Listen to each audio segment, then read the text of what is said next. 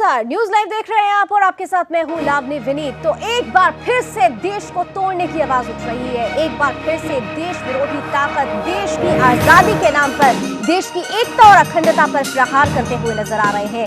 एक बार फिर से देश विरोधी तत्व आजादी के नाम पर, अभिव्यक्ति की आजादी के नाम पर राष्ट्रीयता के स्वरूप को बिगाड़ने की कोशिश कर रहे हैं। और ये सब कुछ हो रहा है शिक्षा के उस मंदिर में जहां से उम्मीद की जाती है कि देश का भविष्य आगे आएगा। लेकिन अगर भविष्य ऐसा है तो सीधे तौर पर क्यों नहीं इस भविष्य को ही अभी बदल दिया जाए। दरअसल जेएनयू के बाद पश्चिम बंगाल की जादवपुर यूनिवर्सिटी में कुछ छात्रों ने सीधे तौर पर देश की आजादी के नाम पर देश विरोधी नारे लगाए हैं। लेकिन सवाल ये उठता है कि इन देश विरोधी ताकतों के खिलाफ आखिरकार अब तक ममता सरकार ने कोई एक्शन क्यों नहीं लिया है। अभिव्यक्ति की आजादी के नाम पर देश के स्वरूप को ही तार तार कर देना कहां तक जायज है। आज इसी मसले पर एक बड़ी बहस करने की कोशिश करेंगे, लेकिन शुरुआत इस रिपोर्ट के साथ कर रहे हैं जिसमें हम आपको बताने की कोशिश करेंगे कि किस तरह से जादवपुर बन रहा है जेल।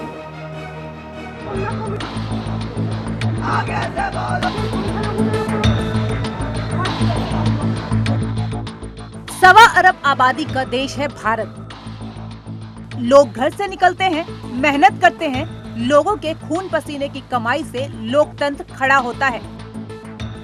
इसी कमाई से स्कूल और विश्वविद्यालय बनाए जाते हैं। मेहनतकश हिंदुस्तानी सोचता है कि इन यूनिवर्सिटीज से देश का भविष्य निकलेगा जो आने वाले कल को संवारेगा। लेकिन दिल्ली की जवाहरलाल नेहरू यूनिवर्सिटी से जो एक बार देशद्रोह का जहर फैलना शुरू हुआ, वो कोलकाता की जादवपुर यूनिवर्सिटी तक फैल गया है। भारतीयों की मेहनत की कमाई से बने संस्थानों में राष्ट्रद्रोह के सपोले पल रहे हैं। पड़ोसी देश बांग्लादेश में अल्पसंख्यक हिंदुओं, बौद्ध धर्म के अनुयायियों पर लगातार जुल्म हो रहे हैं। लोगों को मारा जा रहा है और तो बच्चियों से बलात्कार हो रहा है। इसके जवाब में जिम्मेदार संस्थान पूरे भारत में इसका विरोध कर रहे हैं। लेकिन हमारी ही छाव में कुछ ऐसे सपोले पैदा हो गए हैं जिन्हें पड़ोसी देशों में हिंदुओं, बौद्धों पर हो रहे जुल्म का विरोध करने पर भी दर्द होता है। पश्चिम बंगाल की मुख्यमंत्री ममता बनर्जी के शासन में वाम दलों के छात्र देश को तोड़ने के राष्ट्रद्रोह पर उतारू हो गए हैं। जिस तरह दिल्ली में कन्हैया और उमर खालिद नाम के देशद्रोही भारत की अखंडता पर चोट पहुंचाते देखे गए थे, उसी तरह कोलकाता की जादवपुर यूनिवर्सिटी में देश विरोधी नारे सरेआम लगते रहे। इन नारों में देश को तोड़ने की मांग उठती रही।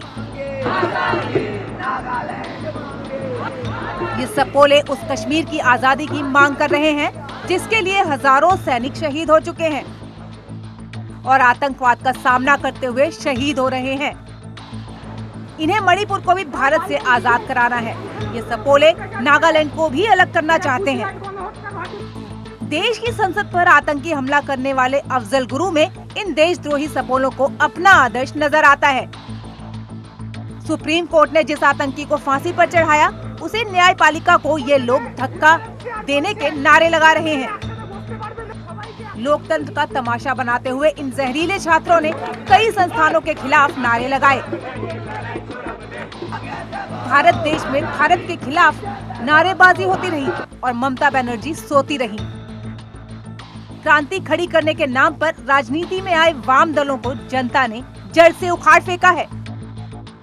अब उसी राजनीति की सोच देश के टुकड़े करने पर उतारू है। जादवपुर विश्वविद्यालय में मुस्लिम बहुल और लेफ्ट विचारधारा के समर्थन करने वाले छात्रों की तादाद ज्यादा है। लेकिन मुस्लिम वोट बैंक के चलते ममता बनर्जी देशद्रोह को भी आसानी से पचा जाती हैं। दूसरी तरफ सत्ता में किसी भी तरह वापसी को तड़प रहे लेफ्ट को अपनी मातृभूमि को गाली देते हुए भी शर्म नहीं आ रही। जरूरत है केंद्र सरकार और पूरे देश जागो और राष्ट्रद्रोह करने वाले इन सपोलों को इनकी असली औकात याद दिलाई जाए। सुनील धनखड़ के साथ सुदर्शन न्यूज।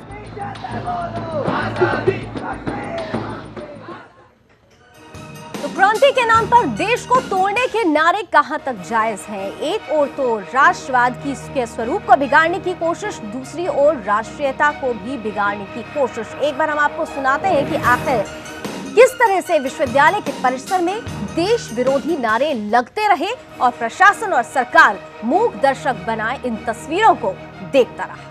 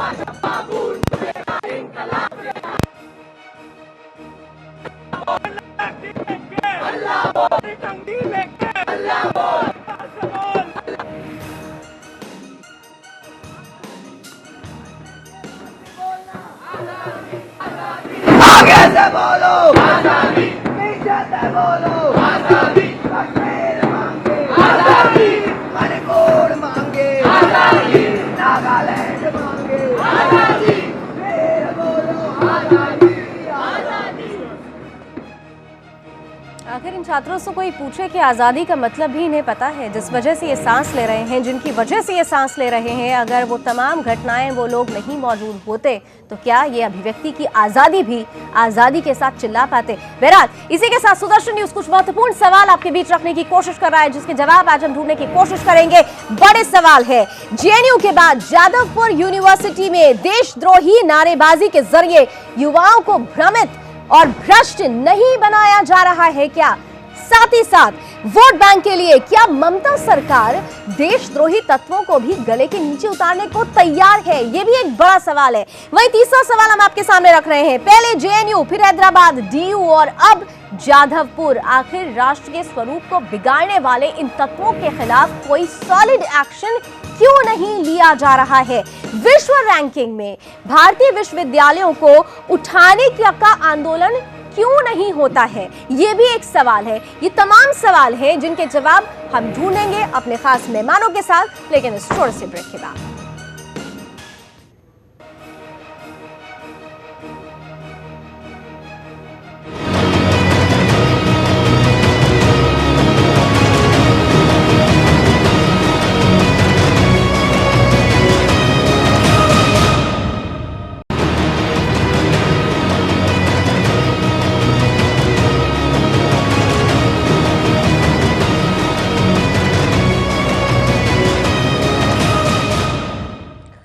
जादवपुर में जेएनयू की तस्वीर एक बार फिर से नजर आई है। सीधे तौर पर देश विरोधी ताकत देश को तोड़ने की बात कर रहे हैं। ऐसे में सुदर्शन न्यूज़ कुछ बड़े सवाल लेकर आपके बीच हाजिर हुआ है। उन सवालों पर जरा एक नजर डालते हैं जिनका जवाब अगले कुछ पलों में हम ढूंढने की कोशिश करेंगे। सीधे तौर पर जेएनयू के बाद जादवपुर यूनिवर्सिटी में देशद्रोही नारेबाजी के जरिए युवाओं को भ्रमित और भ्रष्ट नहीं बनाया जा रहा था क्या? दूसरा सवाल हम सीधे तौर पर पूछते हैं, वोट बैंक के लिए क्या ममता सरकार ने देशद्रोह के सामने आंखें बंद कर ली हैं? ये सीधा सीधा सवाल ममता सरकार से है। वहीं पहले जेएनयू, फिर हैदराबाद, फिर डीयू और अब जादवपुर, क्या हर कुछ अरसे बाद राष्ट्र विरोध के पीछे योजनाबद्ध षड्यंत्र तो नहीं है? विश्व रैंकिंग में भारतीय विश्वविद्यालयों का स्तर उठाने के लिए आखिर आंदोलन क्यों नहीं होते हैं? क्यों अब तक हम 110 में नहीं आ पाए? ये सवाल भी ढूंढना जरूरी है। क्या देशद्रोही माहौल खड़ा करने की वजह से कभी देश की तीसरी सबसे बड़ी राजनीतिक ताकत यानी वाम दलों का सूपड़ा साफ हो गया है? ये बात भी समझने वाली है। तो आज सुदर्शन न्यूज़ के इन्हीं सवालों का जवाब हम ढूंढने की कोशिश कर रहे हैं। मेरे साथ इस वक्त दो मेहमान स्टूडियो में मौजूद हैं। स्वागत करना चाहूंगी जाने माने वरिष्ठ पत्रकार पीयूष पंत जी, बहुत बहुत स्वागत है। और साथ ही साथ जाने माने वरिष्ठ पत्रकार मनोहर मनोज जी भी हमारे साथ हैं, बहुत बहुत स्वागत। कुछ ही पल में कुछ और खास मेहमान हमारे साथ जुड़ेंगे, लेकिन शुरुआत आप दोनों से कर रही हूँ। मैं पहला फर्स्ट कमेंट चाहूंगी आप दोनों से। मैं पीयूष जी आपसे शुरुआत करती हूँ। आज़ादी की हम बात करते हैं, अभिव्यक्ति की आज़ादी की बात करते हैं, ये कैसी आज़ादी है? किस चीज़ से आज़ादी चाहिए इन छात्रों को? क्या ये जायज़ है जो आज़ादी ये मांग रहे हैं? नहीं, देखिए हमको समझना पड़ेगा किस क्या नेचर क्या है। आप जो जेएनयू में भी जिस तरह से देखिए तमाम चीज़ें थी वहाँ पे, और उसके बाद भी तमाम आरोप लगाए गए, लेकिन वो आरोप सामने आए नहीं, सिद्ध नहीं हुए हैं। नहीं, आरोप उसी तरह तो देखिए आज़ादी की जो बात हो रही है, आज़ादी मांग रहा है, कश्मीर आज़ादी मांग रहा है, देश को तोड़ने की बात कर रहे हैं। ये तो कश्मीर की बात उन्होंने अभी कही नहीं, उन्होंने मणिपुर की बात करी, कश्मीर आज़ादी मांगा। वहाँ के लोग चाहते हैं व्यवस्था से, जो व्यवस्था वहाँ उनको शोषण कर रही है उससे, न कि देश से। ये बात जेएनयू के संदर्भ में भी साफ हो गई थी, और यहाँ भी ये साफ है कि अगर वो बात कर रहे हैं मणिपुर की भी, तो वहाँ पे जिस तरह की व्यवस्था है पूरी, वहाँ पे जो लोगों का कोई ध्यान नहीं दिया जाता है, जिस तरह के लोग वहाँ पे परेशान होते हैं, तो जिस तरह का एक रिप्रेशन होता है, एक ऑपरेशन होता है, से जब हम आजिज आते हैं, उस व्यवस्था से आज़ादी की बात करते हैं। जब हम आजिज आते हैं, अगर हम अपने शरीर के किसी हिस्से से परेशान होते हैं तो हम उसका इलाज कराने के लिए डॉक्टर के पास जाएंगे। हम ये नहीं कहेंगे कि ये उंगली काट दो, ये आंख तोड़ दो, ये नाक तोड़ दो, ये नहीं है। आप अपने देश को तोड़ने की बात कर रहे हैं। देश की कोई बात ही नहीं। आप अगर इलाज की बात करते हैं तो व्यवस्थाओं की बात करें। यहाँ की बात का भ्रम फैलाया गया था कि देश तोड़ने की बात हो रही, कहीं नहीं है, कोई आरोप नहीं लगा, मैं कन्हैया पे लगा, मैं किसी पे लगा। ये छात्र जो ये सवाल है कि देखिए भारतीय जनता पार्टी और खासकर राष्ट्रीय स्वयंसेवक संघ जिस तरह से कैंपसेस में घुसने की कोशिश कर रहा है, और खासकर जो लेफ्ट जो है, जो स्टूडेंट पॉलिटिक्स है, उसको टारगेट करने की कोशिश कर रहा है, तो उसमें एक संवाद की जगह वो वायलेंस के थ्रू और एलिगेशन के थ्रू, और सबसे बड़ा मुद्दा मिल जाता है कि देशद्रोह। और ये जबकि देशद्रोह कहीं मामला सिद्ध होता ही नहीं है। आपने कही, जो आपने बात कही कि वो आरएसएस की या बीजेपी के खिलाफ अगर आवाज उठ रही है तो ये आवाज उठाने का तरीका गलत है। और जहां तक सेमिनार की बात है, तो आपके ही पड़ोसी मुल्क में अगर हिंदुओं के साथ, मजलूमों के साथ अत्याचार हो रहा है और उसके खिलाफ अगर हम चिंता जाहिर करके कोई सेमिनार करते हैं, तो ये विरोध कैसा क्यों होता है? विरोध इस बात का कि वही राष्ट्रीय स्वयंसेवक संघ और वही जो है कि जो वही भाजपा जो अपने यहाँ के जो अल्पसंख्यक हैं, चाहे वो जो क्रिश्चियंस हो, चाहे वो मुस्लिम्स हो, चाहे वो पारसी हो, चाहे दूसरे मजहब के लोग हों, उनके साथ तो अत्याचार करती है, उनका ध्यान नहीं देती है, उनका ध्यान नहीं देती है, उनका ध्यान नहीं देती है। और आप जो पड़ोसी देश में, तो भाई देखिए हर आदमी को अपनी बात कहने की आज़ादी है, विरोध दर्ज करने का अधिकार है। आप उस विरोध को अगर वायलेंस के थ्रू चुप कराना चाहते हैं तो ये भी गैर लोकतांत्रिक है। और यही जो है विश्व हिंदू परिषद करती, यही जो है कि आपका क्या नाम, जो एबीवीपी है वो करता है। जिस तरीके से देश को तोड़ने की बात नहीं, आप देखिए जो ये मुद्दा है, थोड़ा सा मुझे समय दीजिएगा जी। देखिए इसमें कई सारे विचारणीय प्रश्न हैं। पहली बात कि जो आइडियोलॉजी का जो एक स्टीरियोटाइप जो परसेप्शन है, मैं उससे बिल्कुल अलग होकर के कुछ सवालों को उठाना चाहूँगा। जैसे कि आपने कहा कि जादवपुर यूनिवर्सिटी में जेएनयू को दोहराया जा रहा है, तो इससे सबसे पहला सवाल जो मेरे जेहन में नज़र आता है कि छात्र की राजनीति का डोमेन पहले तय करना जरूरी है। छात्रों को नेशनल इशू, पॉलिटिकल इशू और एक एस्टेब्लिश्ड पॉलिटिकल आइडियोलॉजी के लाइन पर जाने की इजाज़त कतई नहीं होनी चाहिए। ये कुछ ऐसे लोग जो राजनीति में अपना करियर बनाना चाहते हैं, छात्र यूनियन के ट्रैक पर इसका वो दुरुपयोग करते हैं और लाखों स्टूडेंट के जीवन से खिलवाड़ करते हैं। कैंपसेस की अपनी समस्या है, कहीं पर हॉस्टल नहीं ठीक है, कहीं पर जो है कैपिटेशन फी है, कहीं पर खाना ठीक नहीं मिलता, कहीं पर पाठ्यक्रम नहीं पढ़ाया जाता, कहीं पर शिक्षक नहीं पढ़ाते, कहीं पर जो है किसी के साथ जो है अत्याचार होता है, या तमाम छात्रों की जो समस्याएं हैं आर्थिक, शैक्षिक और उनके करियर की जनी समस्या, उन मुद्दों को उठाया जाने की इजाजत केवल देनी चाहिए। नंबर 2, जो ये सवाल उठ रहा है, हमारा सीधे ध्यान जाता है देश के कम्युनल डिवीजन पर। जब भारत का कम्युनल डिवीजन हुआ पीयूष जी, उसके लिए आरएसएस और बीजेपी ने डिमांड नहीं किया था, उसके लिए मुस्लिम लीग ने डिमांड किया था। और भारत के बाएं हिस्से पाकिस्तान, वो दाहिने हिस्से पाकिस्तान और बाएं हिस्से में जो आज बांग्लादेश उसी से कटकर अलग बना है, इसका आधार, इसका निर्माण किस आधार पर हुआ था? केवल 2 नेशन थ्योरी और कम्युनलिज्म के आधार पर हुआ था। मुस्लिम नेशन स्टेट। रुके थोड़ा टाइम दीजिए। मनोज जी, मैं आ रही हूं, धीरे-धीरे समय होगा। मैं आऊंगी, इसी बात पे आऊंगी। मेरे साथ इस वक्त फोन लाइन पर टीएमसी सांसद इंद्रेश अली जी जुड़ चुके हैं। इंद्रेश जी, आपका भी बहुत-बहुत स्वागत कर रही हूं। सर, ये आपके राज में क्या हो रहा है? हमारे देश के स्टूडेंट्स हैं, इनको आप सुनहरा भविष्य कहते हैं, भविष्य ऐसा कि देश को तोड़ने की बात कर रहे हैं और आप चुप रहते हैं। देखिए, पश्चिम बंगाल के इतिहास देखने से मालूम हो जाएगा ना, पश्चिम बंगाल आगे है फ्रीडम फाइटर, देश के लिए कुर्बानी देते हैं। वो लोग, जिन लोग पश्चिम बंगाल का इतिहास में जिन लोग बोलते हैं, उन लोग को कोई आइडिया नहीं है। तो इनके खिलाफ आप लोगों को एक्शन लेने की जरूरत है या नहीं है? अगर आपके ही राज्य में स्टूडेंट्स अगर ऐसी बात करते हैं, देश को बांटने की, देश को तोड़ने की बात करते हैं, तो आखिर आपकी सरकार चुप क्यों है? क्यों नहीं अभी तक इनके अगेंस्ट आप कोई एक्शन ले पा रहे हैं? मजबूरी क्या हो जा रही है सर? देखिए, सरकार का बारे में हम नहीं बोल सकता, ये सरकार को तो आप रिपेयर नहीं करता भी। हम as a citizen of India हम बोल सकता जो पश्चिम बंगाल इसमें आगे है। यहाँ पर पश्चिम बंगाल यहाँ शांति है। पश्चिम बंगाल हिंदू मुसलमान सिख ईसाई सबको एक साथ रहते हैं। सर क्या बात कर रहे हैं सर? धूलागढ़ और मालदा कोई भूला नहीं है अभी।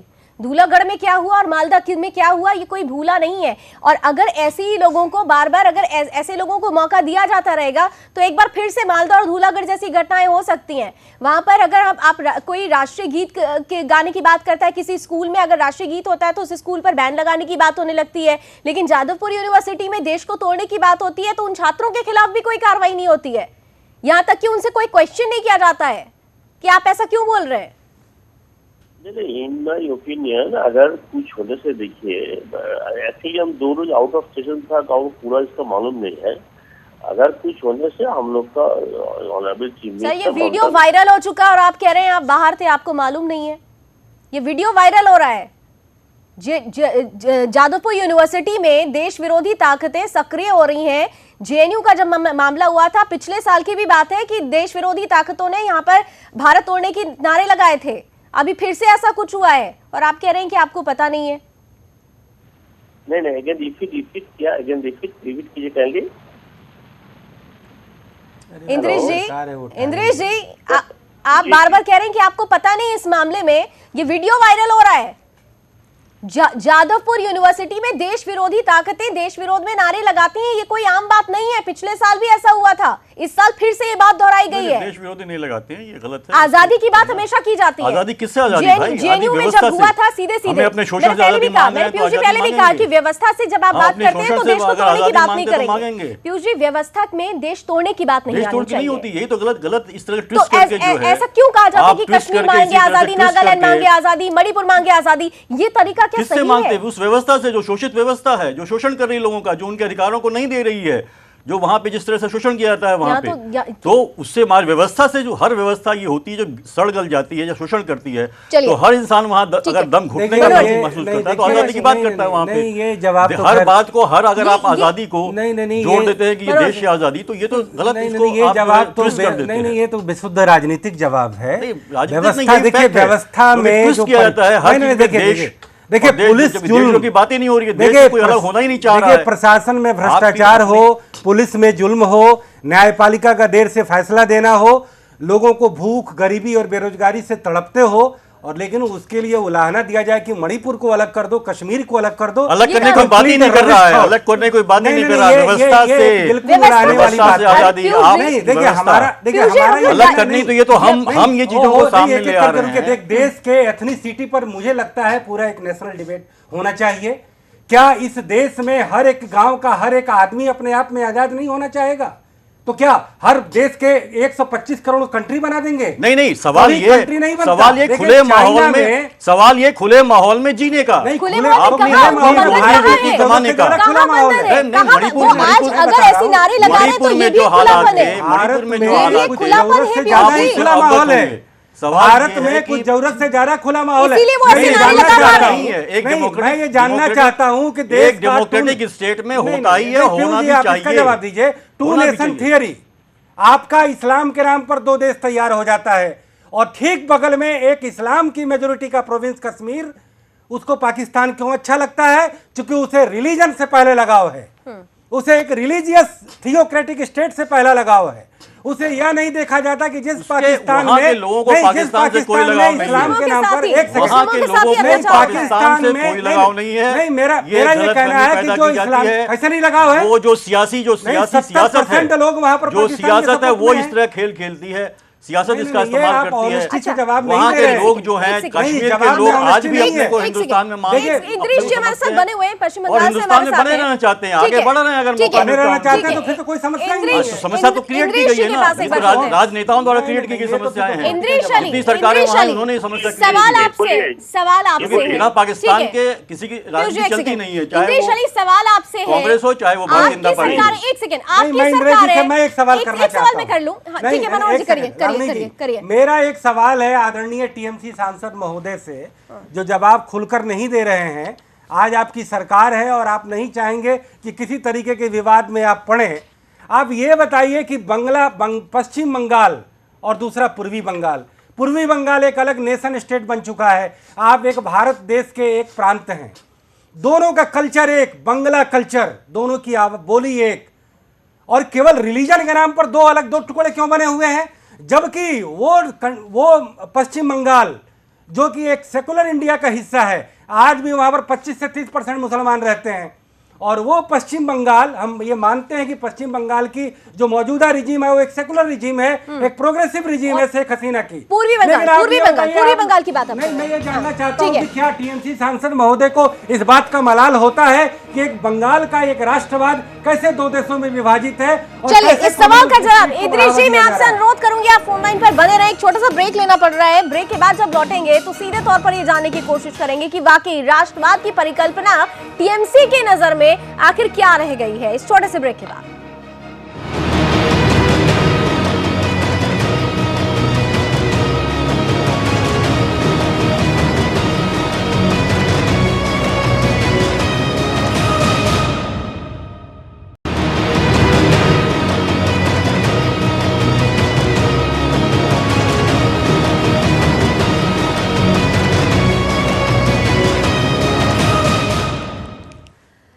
तो पश्चिम बंगाल की जादवपुर यूनिवर्सिटी में देश विरोधी ताकतें एक बार फिर से सक्रिय हुई हैं। देश विरोधी नारे लगाए जाते हैं, आजादी के नाम पर, अभिव्यक्ति की आजादी के नाम पर देश की एकता और अखंडता को तोड़ने की बात कही जाती है। और अफसोस के साथ कहना पड़ता है कि वोट बैंक के लालच में ममता सरकार इनके खिलाफ कोई कार्रवाई नहीं करती है। आखिर इन छात्रों को भ्रमित कौन कर रहा है?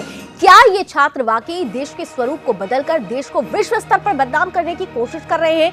क्या ये किसी का हथियार बन चुके हैं, किसी के हाथ का खिलौना बन चुके हैं? इन तमाम पहलुओं पर आज हम बड़ी बहस करने की कोशिश कर रहे हैं। दो खास मेहमान मेरे साथ बने हुए हैं, हम उनके पास जाएं उससे पहले एक बार फिर से आपको दिखाते हैं और सुनाते हैं कि किस तरीके से जादवपुर यूनिवर्सिटी में देश विरोधी नारे उठते हुए नजर आए।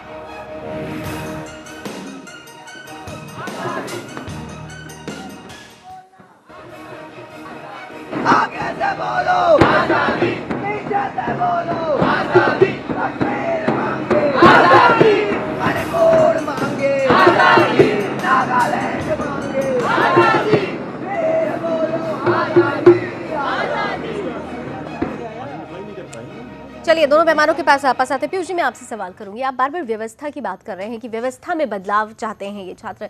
व्यवस्था में बदलाव के नाम पर देश के राज्यों का नाम लेकर उसे अलग करने की बात जिस तरह से सामने आ रही है कि ऐसे ही व्यवस्था में परिवर्तन होगा। ये जिस अधिकार की बात कर रहे हैं, ये भूल गए हैं कि ये अधिकार राष्ट्र ने उन्हें दिया है। अधिकार जो है वो राष्ट्र से अधिकार बनता है, अधिकारों से राष्ट्र नहीं बनता। ये शायद ये भूल चुके हैं।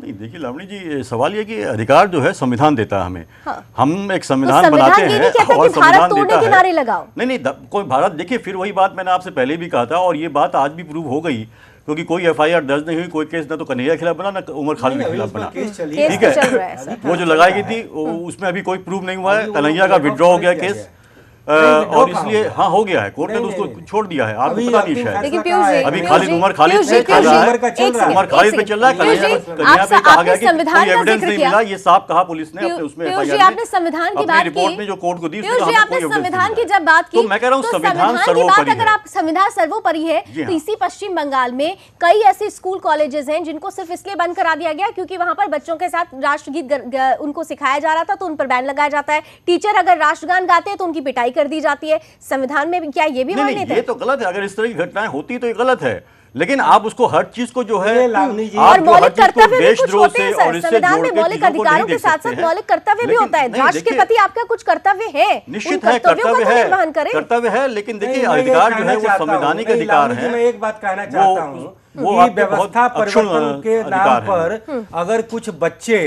मीडिया का अटेंशन लेने के लिए मणिपुर मांगे आजादी और कश्मीर मांगे, कितने लोगों की गरीबी दूर हो गई, बेरोजगारी दूर हो गई, निरक्षरता दूर हो गई, भ्रष्टाचार दूर हो गया और जुल्म और शोषण, अत्याचार, अन्याय और तरह तरह के दुराचार, बलात्कार, कदाचार, अनाचार सब खत्म हो गए। ये एक इंटेलेक्चुअल फैशन है जिसमें कोई दम नहीं है। जैसा कि मैंने पहले कहा कि स्टूडेंट पॉलिटिक्स का डोमेन बिल्कुल तय होना चाहिए कि वो केवल कैंपस के प्रॉब्लम से रिलेटेड होगा। अगर उन्हें आइडियोलॉजिकल रोमांटिसिज्म है, मेन लाइन पॉलिटिक्स है, तो इसके लिए उन्हें फिर से पॉलिटिक्स का करियर तय करना होगा। और मैं ये भी बता दूं कि अगर इसमें राइवलरी चलती है स्टूडेंट यूनियन में कि अगर left organisation so called anti national का नारा लगाता है तो राइट विंग का जो ऑर्गेनाइजेशन है उसे भी ये राइट नहीं मिलता है कि वो पुलिसिया रोल में आ जाए और बहुत बड़े देशभक्त का स्वांग रचे। ये सिरे सिरे मामला जो है लॉ के अंदर बुक करने का है, सिरे सिरे पुलिसिंग से जुड़ा मामला है। अगर कोई ऐसे लोगों को ज्यादा शौक है तो या तो बंगाल पार कर जाए और या तो फिर जो है बाघा बॉर्डर पार करके पाकिस्तान चले जाए। ऑलरेडी एक नेशन स्टेट बन चुका है। भारत की एथनिसिटी को लेकर के इस तरीके की बात करने का मुझे तो लगता है चर्चा तक ही नहीं होनी चाहिए। लेकिन मनोहर जी, एक सवाल ये भी है, मैं पीयूष जी आपसे भी यही सवाल करूंगी। ये जो जिस तरीके की बातें सामने आती है वो चाहे जेएनयू में हो या फिर जादवपुर यूनिवर्सिटी में हो, आपको नहीं लगता कि स्ट्राइकर किसी और के हाथ में है? और वो सबसे पहले तो ये आग लगा कौन रहा है, भड़का कौन रहा है? नहीं, पॉलिटिकल आइडियोलॉजी का ये एडवेंचरिज्म है। ये कुछ ऐसा बोलो, सिरे बोल दो कि आग लगा दो, जैसे कि आतंकवादी करते हैं ना, सिरे सिरे जा करके बम फोड़ दिया। ऐसे ही कुछ पॉलिटिकल एडवेंचरिज्म, जैसा कि अरविंद केजरीवाल रजाई ओढ़ करके और सड़क पर सो जा रहा था। लेकिन अरविंद केजरीवाल का क्या हाल हो रहा है वो सब देख रहे हैं। लेफ्ट में या और किसी भी विंग में मैं तो लेफ्ट की कोर आइडियोलॉजी को बहुत अच्छा मानता हूँ। मुझे ये देख करके मुझे उनका ये प्रवर्सन लगता है। भाई गरीबी की बात करना, बेरोजगारी की बात करना, भ्रष्टाचार के खिलाफ बात करना, जुल्म के खिलाफ बात करना, ये कहां से गलत है? मेरे साथ इस वक्त फोन लाइन पर आरएसएस प्रचारक सुब्रतो मुखर्जी जुड़ रहे हैं, जिनका खासतौर से कार्यक्रम वहां चल रहा था। सुब्रतो जी, बहुत बहुत स्वागत है आपका सुदर्शन न्यूज में। नमस्कार जी। और सुब्रतो जी, जिस तरीके की तस्वीर सामने आई है, ये छात्र विरोध कर रहे थे और विरोध होने के बावजूद इनके खिलाफ कोई एक्शन नहीं। अभिव्यक्ति की आजादी के नाम पर इस तरीके के नारे कब तक लगते रहेंगे और कब तक कोई एक्शन नहीं लिया जाता रहेगा? कब तक सिर्फ आप लोगों पर सवाल उठता रहेगा? देखिए, बंगाल की जो संस्कृति था पहले, ये देश का बहुत गौरवमय था, लेकिन अभी वामपंथियों ने ऐसा कर दिया था। जैसा मेरा प्रेसिडेंसी कॉलेज है, यहाँ पे स्टूडेंट लीडर ब्रा पहन के, पैंटी पहन के ये मैंने विरोध जता रहा है। ये कम्युनिस्ट कायदा था। और अभी जो है ममता जी ने ऐसा कर दिया है, जो यहाँ जमात खुलेआम काम कर रहा है उसका कोई विरोध नहीं, लेकिन कोई भी आदमी अगर अपने भारतीय संस्कृति का काम करने जा रहा है तो उसको मैंने एकदम विरोध हो रहा है। तो ये बंगाल का आदमी अभी समझ गया। अभी बंगाल का युवा, बंगाल का युवती आगे आ रहा है। भले एक दो यूनिवर्सिटी है, जादवपुर यूनिवर्सिटी, जहाँ आदमी अभी माँ बाप उसको बच्चों को जादवपुर यूनिवर्सिटी में भेजने के लिए तैयार नहीं है, क्योंकि वहाँ का माहौल इतना खराब है, वहाँ का संस्कृति इतना खराब है। जो बंगाल का जो मनीषी था, शायद ऊपर में वो रो रहा होगा कि यही बंगाल हम चाह रहे थे, स्वतंत्रता हम इसलिए लाए थे। लेकिन सुब्रतो जी, ये जो वैचारिक मतभेद की तस्वीर सामने आ रही है, जो संस्कार, जो एक बदलती हुई तस्वीर जो नजर आ रही है, सीधे तौर पर आपको क्या लगता है कि वो वामपंथी हो या फिर ममता सरकार हो, तभी दोनों ने ही अपनी अपनी राजनीतिक रोटियां सेकने की कोशिश की और ममता सरकार की एक मजबूरी है कि भाई वो अगर इनको कुछ बोलेंगी तो उनके वोट बैंक पर कहीं ना कहीं से सेंध लग जाएगी। एक क्या ये मजबूरी मान रहे हैं आप उनकी? बात तो सीधी सी है, ये वोट बैंक की राजनीति है। ये कांग्रेस भी किया था ऐसा ही, ये मुसलमान को ये कंधे पे उठाया था। लेकिन भी अभी वोट बैंक के लिए जानबूझ के मुसलमान को कंधे पे उठाया है, और आज ममता जी तो सिर पे उठा दिया, वो उतरने का वो अब उनका मुश्किल हो रहा है। यहाँ बुद्धदेव भट्टाचार्य जो थे, पहले का जो मुख्यमंत्री जी थे, उन्होंने एक बार कहा था जो बंगाल में जितना अवैध मदरसा है उसको बंद करेंगे। दूसरा दिन जितना मौलवी सब जाके पूरा हल्ला गुल्ला करके इतना किया, जो कम्युनिस्ट पार्टी ने बोल दिया जो नहीं ये पार्टी का सिद्धांत नहीं है, बुद्धदेव बाबू ने व्यक्तिगत रूप से बोला। तो मुसलमान का दबाव ये इतना था, जो बुद्धो बाबू को जैसा आदमी भी दूसरा दिन बदल गया। तो ममता जी भी आज तो पूरा बिक गई है। ममता जी अभी मुसलमान का हाथ में बिक गई है। यहाँ का मुल्ला ओपन बोल रहा है, एक पार्टी का प्रेसिडेंट को जो पत्थर फेंक के उसको मारे, ये कोई संस्कृति हुआ? मुखर्जी साहब, मेरा एक सवाल है कि ममता बनर्जी ने जो लेफ्ट के खिलाफ 20 साल तक की जो लड़ाई लड़ी, तो उनकी लड़ाई का जो आइडियोलॉजिकल आधार था वो लेफ्ट आइडियोलॉजी ही बन गया, बल्कि वो अल्ट्रा लेफ्ट बन गई। और लेफ्ट के जो तमाम ताम झाम और तौर तरीके जो हैं उसको ममता ने भी अपना लिया। लेकिन जब यदि आप एक पॉलिटिकल फोर्स के रूप में उभरना चाहते हैं और आप यदि कहते हैं कि वो वोट बैंक हो रहा है, तो आप भी उन्हीं मुद्दों को उछाल रहे हैं जिससे आपका हिंदू वोट बैंक बने। तो आप क्यों नहीं फंडामेंटल इश्यूज पर काम करते हैं? गरीबी, बेरोजगारी, भ्रष्टाचार, वहां का बैड गवर्नेंस, तो आप ले लेकर के केवल कल्चर की बात करके हिंदू वोट बैंक लाना चाहते हैं। मनोज जी, सुब्रत जी, मैं आपके पास आऊंगी। मेरे पास इस वक्त फोन लाइन पर सीपीआई से अतुल अंजान जी जुड़ रहे हैं। अतुल जी, आपका भी बहुत बहुत स्वागत है। धन्यवाद। ये पश्चिम बंगाल में ये तस्वीर बार बार उभर रही है इस तरीके की, क्या इसे आप अभिव्यक्ति की आजादी कहेंगे कि देश विरोधी नारों को लगाओ और अभिव्यक्ति की आजादी के नाम पर कुछ भी बोलो? कुछ चंद लोग अगर देश विरोधी नारे लगा देते तो क्या देश कमजोर हो जाएगा उससे? क्या कुछ लोग ऐसे बहुत कुछ बोलते रहते हैं, उससे क्या हमारा देश इतना कमजोर? हम लोग क्या गुब्बारा है क्या? ये रेत का महल है क्या? लेकिन ऐसे चंद लोग अगर बार बार आवाज उठाएंगे तो उनकी आवाज को एक बार तो ऊंची आवाज में दबाने की कोशिश होनी चाहिए ना सर। पिछले साल, फिर इस साल, फिर अगले साल ऐसे ही होगा। काट दूंगा। आपने जो सवाल पूछा उसका जवाब सुन लीजिए। जी बोलिए अतुल जी, बोलिए अतुल जी। आपको मालूम नहीं मेरे बारे में मैं जो अतुल जी बोलिए, सुन रहे हैं। 1857 की हिंदुस्तान की आजादी, और हिंदुस्तान कोई रेत का महल नहीं है। 1857 में मंगल पांडे और वीर कुंवर सिंह की शहादत से पड़ा हुआ, जिससे अंग्रेज कांप गए। इस देश के अंदर गदर पार्टी के कुर्बानियों से बना है, भगत सिंह की आजादी के सपनों से बना है। कुछ लोगों के नारे लगा देने से ये देश की एकता और अखंडता कमजोर नहीं होने वाली है। ये देश जितना हिंदुओं का है उतना मुसलमानों का, उतना सिखों का है। ठीक है, तो क्या ऐसे लोगों को नारे लगाने की दिया ही क्यों जाए? ऐसे नारे क्यों लगाए जाएं बार बार? सवाल तो ये भी है ना अतुल जी।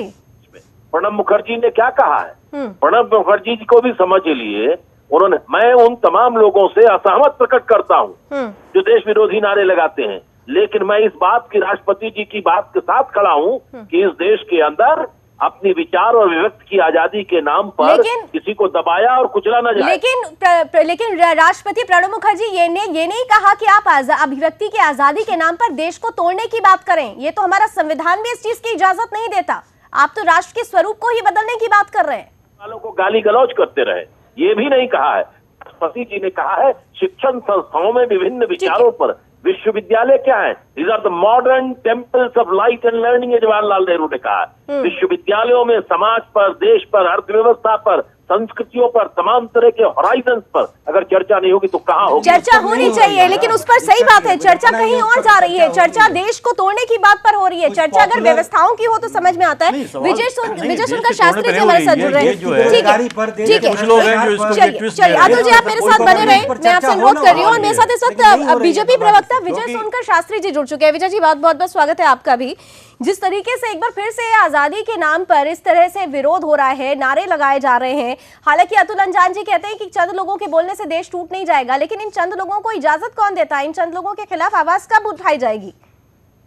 नहीं, अव्यवस्था पैदा करने के लिए पूरा समाज या पूरी सारे लोग नहीं शामिल होते, चंद ही लोग शामिल होते हैं। और चंद ही लोगों की वजह से ये कहावत भी है कि एक मछली तालाब को गंदा कर देती है।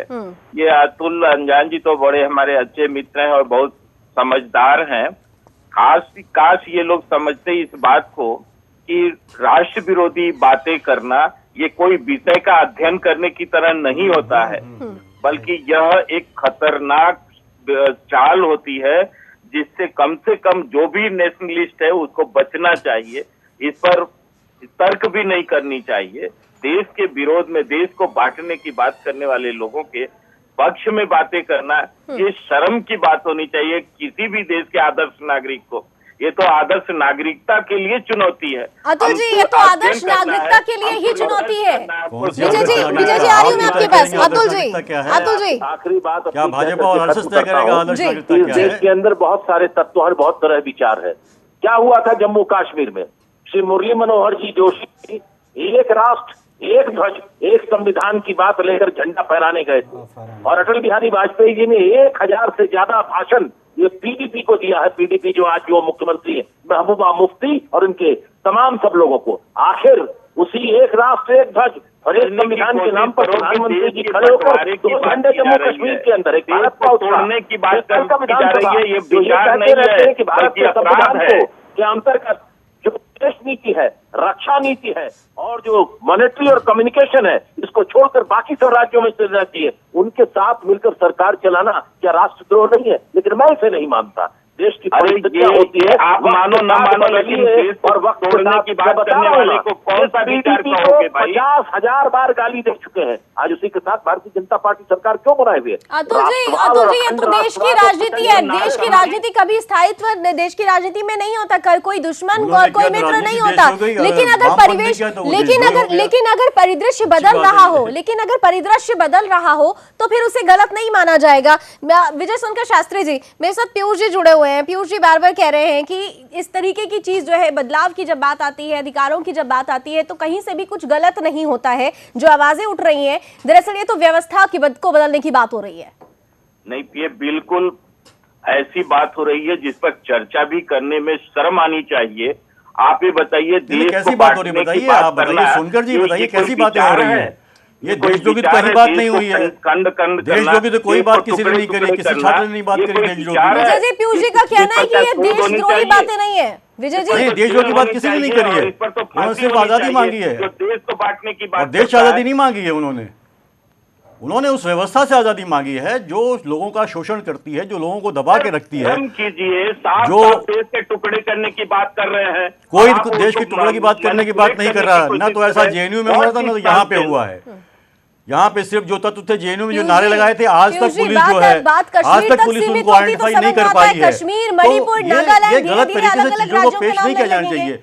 कैंपसेस को जो है, देखिए, एक हेल्दी डेमोक्रेटिक डायलॉग का एक मंच बने रहना देना चाहिए। लेकिन उसका सब्जेक्ट वहाँ भी पे तय होना अपनी चाहिए। राजनीति नहीं करानी चाहिए। उसमें सब्जेक्ट तय होना चाहिए। स्वार्थ की वजह से उसमें सब्जेक्ट तय होना चाहिए। विश्वविद्यालय में देश तोड़ने की बात नहीं होनी चाहिए। विश्वविद्यालय में हमला है, यही तो आपकी आजादी पे हमला है। आप तय नहीं करेंगे क्या सब्जेक्ट होंगे। विश्वविद्यालय देश के विश्वविद्यालय में तय होना चाहिए कि देश किस तरह से बढ़े, देश किस तरीके से अंतर्राष्ट्रीय स्तर पर बढ़े। देश क्या है? देश तो नागरिक से बनता है। आखिर नागरिक भी किस तरह देश से कौन विकास डिफाइन करे? करेगा? देश तोड़ के क्या नागरिक नहीं, कौन तोड़ रहा है? कोई नहीं तोड़ रहा देश को। और देश इतना कमजोर नहीं है कि किसी कहने से टूट जाएगा। देश बहुत मजबूत देश है। विजय जी ने कहा, ठीक है, लोगों के कहने से देश नहीं टूटता है। विजय जी, और कोई इस तरह की बात नहीं। हर आदमी, हर व्यवस्था और हर पॉलिटिकल पार्टी अपने इस्तेमाल करने के लिए चीजों को ट्विस्ट करने में लगी हुई है और कैंपसेस को पूरा पॉलिटिसाइज कर रही है। कैंपसेस एक ऐसे प्लेटफॉर्म है जहां पे एक फ्री डिस्कशन होता है। हर आइडियोलॉजी जो है वो आपस में डिस्कशन करती है और चीजें निकल के आती है वहां पे। विजय जी को भी सुन लीजिए। जी विजय जी, देश को बांटने के लिए, देश को टुकड़े टुकड़े करने के लिए कौन सा विषय है और इस पर क्या शोध होना चाहिए, जरा यही बता दे। अगर यूनिवर्सिटियों में इस प्रकार की देश को टुकड़े करने की बात हो रही है, देश को बांटने की बात हो रही है, पाकिस्तान के हवाले कर देने की बात हो रही है, तो ये किस विषय में आता है? इस पर क्या अध्ययन होनी चाहिए?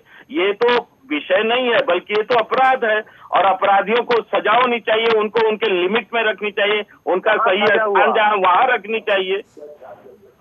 नहीं तो उनको आइडेंटिफाई करके उनको सजा दीजिए। आज तक ऐसा हो नहीं पाया। जिन लोगों ने जेएनयू में किया उनको तो आप आइडेंटिफाई कर नहीं पाए। दूसरे लोगों को आपने जो है उस पर सजा दे दी, दूसरे लोगों के खिलाफ एफआईआर लगवा दी आपने। राहुल गांधी और आप जैसे लोग वहां खड़े ना होते तो नहीं तो आप जैसे लोग होते ना वहाँ पे, पकड़ते उनको जिन्होंने नारे लगाए थे। आज तक नहीं पुलिस पकड़ पाई उनको, आइडेंटिफाई नहीं कर पाई कौन लोग थे जिन्होंने नारे लगाए। देखिए, पूरा सवाल ये है कि आप ये कहीं से व्यवस्था अपने की बात हिसाब नहीं से है। चीजों को नहीं कर ये सकते। राष्ट्रवाद की तो अपने बात हिसाब हटा से दीजिए। चीजों को राष्ट्रवाद व्याख्या पर नहीं मैं कर भी सकते। मानता हूँ कि राजनीति होती है, लेकिन ये मानवतावाद की भी तो बात नहीं है। ये तो कुछ लोग चर्चा में बनना चाहते हैं, एडवेंचरिज्म कर रहे हैं और कुछ बच्चों को नेता बनने का शौक आ गया है। और इसी में एक नाम उभरा था, मुझे तो बड़ा आश्चर्य है कि इधर वो चुप कैसे हो गया। अभी जो राजनीतिक जो परिणाम आए हैं वो, ये लोग, कुछ ऐसे लोग जो हैं, ये लोग अपना अपना फ्यूचर की राजनीति तय करते हैं। मुझे याद है कन्हैया की केजरीवाल से मीटिंग होती थी, वो उसका गुरु बन गया था। केजरीवाल ने कैसे अपने को बड़ा ही जल्दी एक मोस्ट फ्रॉड पॉलिटिशियन के रूप में अपने आप को साबित किया। और क्या हाल हुआ है वो और सब वैसे ही कन्हैया उससे जाकर के मीटिंग करता था, जिस कन्हैया को ये पता नहीं है, मुझे तो अभी सीखना पड़ेगा गरीबी का कखा गगा। वे जो ये गरीबी, बेरोजगारी जैसे शब्द बोल करके और उससे रोमांटिसाइज कर देना, क्या उससे गरीबी दूर हो जाएगी? बिल्कुल। क्या गरीबी के लच्छेदार भाषण दे देने से गरीबी दूर हो जाती है? ठीक है, गरीबी के लिए फंडामेंटली काम करना पड़ता है। सुब्रतो जी, जब हम फंडामेंटल्स की बात करते हैं, जब हम अधिकारों की बात करते हैं, जब हम कर्तव्यों की बात करते हैं, तो कई ऐसी चीजें होती हैं जिसे ग्लैमराइज कर दिया जाता है और असल मुद्दा पीछे हो जाता है। खास तौर से उस वक्त जब हमारे देश में राष्ट्रवाद की परिकल्पना इस वक्त चरम पर है। हर इंसान की के मन में जो दबी हुई एक भावना थी, अब वो जाग चुकी है। यही वजह है कि ये जो भावना जागी है, कुछ लोगों को पच नहीं रही है। इस वजह से ऐसी तस्वीरें बार बार उभर रही हैं। ऐसे लोगों के लिए क्या कहना चाहेंगे आप? देखिए, ये शुरू से हमारा बंगाल में हम देखे हैं, कम्युनिस्ट पार्टी पहले मांग किया था, जो पहले हमारा पाकिस्तान पहले देना पड़ेगा फिर देश आजाद होगा, ये उनका नारा था। ज्योति बसु जी ने यहाँ मैदान में, कलकत्ता मैदान में सब पार्टियों को लेकर के मीटिंग करते थे। उस समय भी हम लोग देखा, जो जितना सेकुलर पार्टी है सबने उनको मदद किया, पाकिस्तान मिल गया, लेकिन मुसलमानों को कम नहीं हुआ। वो लोग फिर कश्मीर, अब चाइना जब अटैक किया इंडिया को और अरुणाचल का कितना बड़ा हिस्सा वो ले लिया, तो कोई विरोध नहीं किया, कम्युनिस्ट ने उसको सपोर्ट किया। आप सोचिए, आज ममता जी ने जो कर रही है। लेकिन सुब्रतो जी, ऐसे में एक सवाल अभी मनोहर जी ने आपसे कुछ पल पहले पूछा था कि अगर हर बार अपनी राजनीतिक रोटियां सेकने के लिए लोग नए नए आवरण को पहन लेते हैं, ममता सरकार भी आज उसी चीजों को अगर सपोर्ट कर रही है जो वह वामपंथी करते थे, तो फिर आपके पास भी एक मौका है। आप क्यों नहीं उन लोगों का विरोध कर रहे हैं, सीधे सीधे डायरेक्ट क्यों नहीं उन लोगों के विरोध में और उन चीजों के विरोध में जो कहीं ना कहीं से देश को तोड़ रही है, सीधे क्यों नहीं एक वक्तव्य दिया जाता है, क्यों नहीं सीधे संवाद होता है? नहीं, पाकिस्तान और बांग्लादेश की यूनिफिकेशन की लड़ाई लड़ी जाए फिर से। देश में जो भी होगा गणतंत्र पद्धति से होगा। तो अभी वोट का जो राजनीति है, अभी जितना भी सेकुलर पार्टी है, सब मुसलमान को वोट मांग करके आज ये स्थिति पैदा किया। लेकिन अभी देश का आदमी जागरूक हो गया, अभी वो फंदा में अभी बहुत सारा आदमी जो है, शिक्षित आदमी अब समझ गया, देश का नागरिक जागरूक हो चुका है, वो चाहे हिंदू हो या मुसलमान। बहुत बहुत शुक्रिया सुब्रतो जी हमारे साथ बने रहने के लिए और अपनी बातें हमारे बीच रखने के लिए। इस बीच चलिए अब आप दर्शकों को सुना देते हैं कि इस पूरे मसले पर आरएसएस विचारक मनमोहन वैद्य क्या कुछ कह रहे हैं। तो आरएसएस तो एकात्म भारत का प्रयत्न करने वाला है और एकात्म भारत एकात्म है। अनेक अनेक भाषाएं हैं, अनेक अनेक जातियां हैं, अनेक धर्म पंथ है, लेकिन इस एकात्म है, ये आरएसएस की मूलभूत भूमिका है। उस पर आप उसकी आलोचना कर सकते हैं, लेकिन आप उस आलोचना के माध्यम से आलोचना करने के, आरएसएस की आलोचना करने के हेतु से देशद्रोह के नारे लगाएंगे तो ठीक नहीं है और उसका उनको दंडित करना चाहिए। विजय सोनकर शास्त्री जी, आप मेरे साथ बने हुए हैं तो मैं सीधा सीधा सवाल करूंगी कि एकात्मवाद की बात हो रही है, एकता की बात हो रही है, तो क्यों नहीं अब तक इस पूरे मसले को, भाई जेएनयू था, दिल्ली पुलिस के अधीन था, एक्शन ले लिया गया, लेकिन पश्चिम बंगाल भी हमारे देश का हिस्सा है, हमारे शरीर का एक महत्वपूर्ण अंग है, और अगर उस अंग में कोई नासूर बन रहा है तो क्यों नहीं उसके खिलाफ अभी तक सेंट्रल गवर्नमेंट ने कोई एक्शन लिया? क्यों नहीं स्टेट गवर्नमेंट से इस पर सवाल पूछा गया? नहीं, देखिए, लॉ एंड ऑर्डर यूनिवर्सिटियों में ये तो प्रदेश के अधीन होता है, पर हम लोगों को भी, लेकिन केंद्र सरकार की भी जिम्मेदारी है। आप अगर केंद्र में है तो आपकी जिम्मेदारी प्रत्येक राज्य के प्रति बनती है। नहीं, केंद्र सरकार की जिम्मेदारी और केंद्र सरकार अपनी जिम्मेदारी का निर्वहन कर रही है, बाखूबी कर रही है, पर इस देश में एक अलग सा वातावरण बना हुआ है।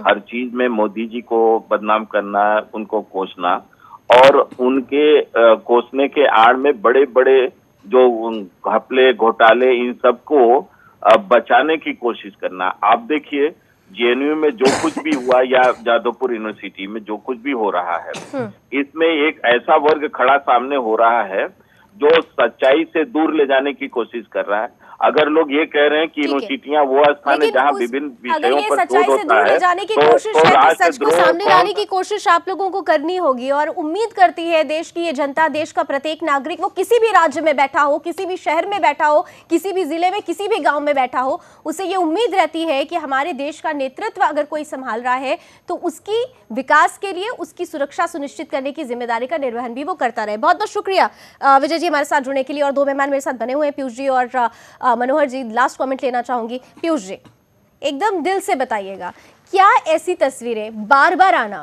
उस इंसान को नहीं कष्ट पहुंचाती है जो कहता है कि ये मेरा देश है, यहाँ पर मैं सुरक्षित हूँ, ये मेरा देश है जहाँ पर मुझे सब कुछ मिल रहा है? क्या उनके लिए ऐसी तस्वीरें तकलीफदायक नहीं होती? नहीं, देखिए लावणी जी, मैं आपसे फिर एक बार कहूँगा कि देखिए हम किस तरह से चीज़ों को पेश करते हैं वो इस पर निर्भर करता है। कोई भी देशद्रोह नहीं कर रहा है, कोई भी देश के खिलाफ नहीं जाना जाता है। अगर सिर्फ संवैधानिक रूप से अपनी बातें कहना कि अगर आज़ादी आपसे छीन ली जाती है, आपको नहीं दी जाती है, तो निश्चित रूप से आपके अंदर एक रोष पैदा होता है। कोई किसी के देश के खिलाफ ही नहीं कर रहा है, कोई ये रोष पैदा होता है। अतुल जी अगर मेरे साथ बने हुए हैं, अतुल जी आपका लास्ट कमेंट चाहूंगी इस पूरे मसले पर। अतुल अंजान जी, क्या आपको मेरी आवाज पहुंच रही है? शायद वो हमारे पास, शायद उन तक आवाज नहीं पहुंच रही। मनोहर जी लास्ट कमेंट। देखिए, जैसा कि मैंने पहले ही कहा कि इन प्रसंगों पर जो ये आइडियोलॉजीज की स्टीरियोटाइप जो परसेप्शन है उसमें वे विश्वास नहीं करता। मेरा सीधे देश के 3000 साल के मैं इतिहास पर नज़र दौड़ाता हूँ कि आखिर इस देश में क्यों बिखराव हुआ, क्यों टूटन हुआ, क्यों जो है तमाम तरीके के एग्रेशन हुए। कहीं ना कहीं हमारा एक इंटरनल डायनेमिक्स कमज़ोर था। लेकिन आज के परिप्रेक्ष्य में मैं यही कहना चाहूँगा कि हमें चीजों को बिल्कुल राइट कॉन्टेक्स्ट में देखना होगा। नेशनलिज्म एक भावना है, नेशनलिज्म राजनीति का औजार नहीं बनना चाहिए और मानवतावाद हमेशा नेशनलिज्म से नजरिया स्पष्ट होना चाहिए और उस नजरिए को गलत दायरे में नहीं बल्कि आउट ऑफ द बॉक्स जाकर सही दायरे में लाने की कोशिश की जानी चाहिए। और तभी हम कह पाएंगे कि ये हमारा देश है, हम इस देश में सुरक्षित हैं और ये हमारा देश है, एक देश है, एक ही रहेगा। बहुत बहुत शुक्रिया आप दोनों मेहमानों का मेरे साथ बने रहने के लिए, अपनी राय हमारे बीच रखने के लिए। इसी के साथ अभी बस इतना ही, लेकिन चलते चलते आपको जरूर याद दिलाना चाहेंगे कि आप हमारे साथ बने रहें। मुस्लिम महिलाओं ने 3 तलाक पर अपनी आवाज बुलंद करनी शुरू कर दी है। किस तरह से बदल रहे हैं मुस्लिम महिलाओं के तेवर, आप जरूर देखिए हमारे खास कार्यक्रम जन संसद में रात 8 बजे। फिलहाल अभी बस इतना ही। देश दुनिया की तमाम खबरों के लिए आप जुड़े रहिए हमारे साथ। जय हिंद।